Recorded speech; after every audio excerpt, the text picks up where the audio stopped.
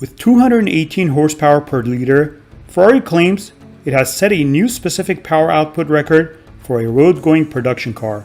The gasoline engine alone develops 654 horsepower, and with the help of the electric motor, the new 296 GTB offers a total output of 818 horsepower and 546 pound-foot of torque.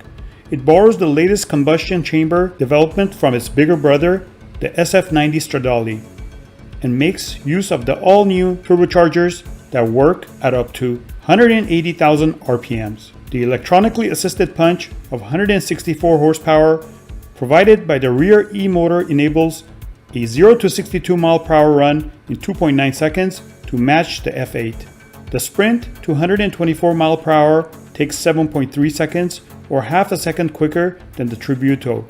Flat out, it will do in excess of 205 mph, which is slightly lower than the conventionally powered V8 supercar.